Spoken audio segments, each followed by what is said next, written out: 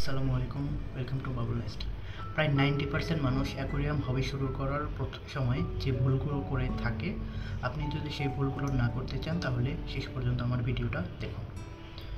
কেন বললাম 90% মানুষ যে ভুলগুলো করে, এই ভুলগুলো করার পর আসলে কী হয়, প্রথমে খুব দ্রুত মাছগুলো মারা যায়, এরপরে মন খারাপ করে সবটাই ছেড়ে দেয়। তো এই ভুলগুলো কি আসলে আমরা জেনে নেই। আপনি যদি নতুন শুরু করতে চান আপনার এগুলো জানা উচিত, তাহলে আপনার টাকাগুলো লস হবে না এবং জীবিত মাছগুলো প্রাণ হারাবে না। তো অনেকেই গোল অ্যাকোরিয়াম নেই এই ছবিটার মতো, এই গোল অ্যাকোরিয়ামে মাছ কখনোই বাঁচে না। দ্বিতীয়ত আমরা রঙিন পাথর ব্যবহার করি যেগুলো কেমিক্যালযুক্ত, এগুলো পানির সাথে মিশে একদম পানি দূষিত করে ফেলে। এরপর আমরা প্লাস্টিকের গাছ ব্যবহার করি, তারপরে সিমেন্টের পাথর এবং পাহাড় যেগুলো দেখা যায় যে এগুলো আমরা ব্যবহার করি। এরপরে আমরা এলোমেলো মাছ রাখি, একটার সাথে যেটা রাখা যাবে না সেটাও রাখতেছে, যার কারণে ওরা ভালোভাবে সার্ভাইভ করতে পারতেছে না, যার কারণে একটা সময় তারা মারা যায়। তো এটার সমাধানটা কি? বাবল নেস্ট আপনাদের জন্য সুন্দর একটা সমাধান নিয়ে আসছে, যেটা দীর্ঘস্থায়ী হবে। সমাধানটা হলো এই আর্টিফিশিয়াল অ্যাকোরিয়ামগুলো বাদ দিয়ে আপনারা একদম ন্যাচারাল, এই ছবির মতো ন্যাচারাল একটা অ্যাকোরিয়াম বানান। দেখেন একটা মাছকে ন্যাচারাল পরিবেশ দিলে সে কতদিন পর্যন্ত সার্ভাইভ করে, এটা দেখেন। এটা আপনি যখন বানাবেন নিজেই বুঝতে পারবেন। আসলে প্রাকৃতিক পরিবেশ পেলে মাছ ভালো থাকে, কারণ এখানে কোনো ক্ষতিকর কিছু নেই যেটা মাছের ক্ষতি করবে।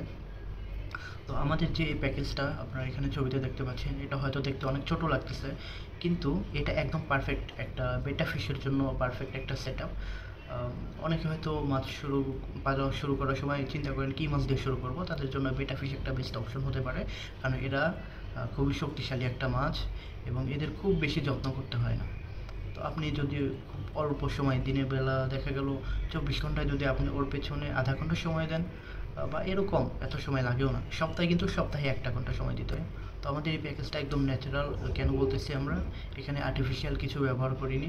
দেখতে পাচ্ছেন একদম একটা অ্যাকোরিয়াম দেওয়া আছে। অ্যাকোরিয়ামটার সাইজ হচ্ছে উচ্চতা 9 ইঞ্চি, দৈর্ঘ্য 6 ইঞ্চি, প্রস্থ 6 ইঞ্চি। এটা কিন্তু ছোট অ্যাকোরিয়াম, অনেকে বড় ভাবতে পারেন, কিন্তু এটা বড় না। আর এর সাথে আমরা দিচ্ছি লাইট আছে, উপরে লাইটটা দেখতে পাচ্ছেন। এই লাইটটা আসলে গাছের জন্য খুবই ভালো, গাছকে বাঁচায় রাখতে পারবে। এখানে যে গাছগুলো ব্যবহার করা হয়েছে এগুলো কিন্তু একদম জীবিত জলজ গাছ, আপনারা কেউ আর্টিফিশিয়াল ভাববেন না এটাকে, এটা জীবিত জলজ গাছ, যার কারণে নিচে মাটিও ব্যবহার করা আছে। এখানে মাটিতে গাছটা জন্মাচ্ছে। এরপরে দেখবেন যে পানিটা সবসময় পরিষ্কার রাখার জন্য ফিল্টার ব্যবহার করা আছে এখানে। ফিল্টারটা সবসময় পানি ক্লিন রাখবে, এতে আপনার ঘন ঘন পানি চেঞ্জ না করলেও হবে। নিচে আমরা মাটির ভেতরে কিছু ফার্টিলাইজার দিব, যেগুলো গাছটাকে সঠিকভাবে বেড়ে উঠতে সাহায্য করবে।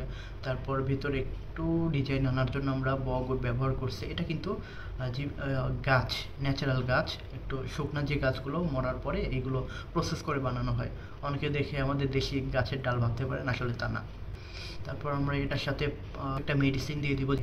তারপর মাছের খাবার থাকবে আমাদের প্যাকেজের ভেতরে, এবং মাছের জন্য প্রয়োজনীয় যা যা লাগে, কিন্তু মাছ থাকবে অনলি একটা বেটা ফিশ। কারণ আমরা জানি বেটা ফিশ, কিন্তু এর আরেকটা নাম আছে ফাইটার ফিশ। হ্যাঁ, এরা ফাইট করে, এর কারণে এদের নাম রাখা হয়েছে ফাইটার ফিশ। তো এখানে একাধিক মাছ রাখা যাবে না, রাখলে তারা ফাইট করবে, মারামারি করে একটা মাছ আরেকটাকে মেরে ফেলতে পারে, যার কারণে এখানে একটা মাছের রাখতে হবে আপনার। তো যদি আপনাদের এটা পছন্দ হয়ে থাকে, এরকম ন্যাচারাল একটা পরিবেশ আপনার রুমে রাখতে চান, তাহলে আমাদের সাথে যোগাযোগ করুন।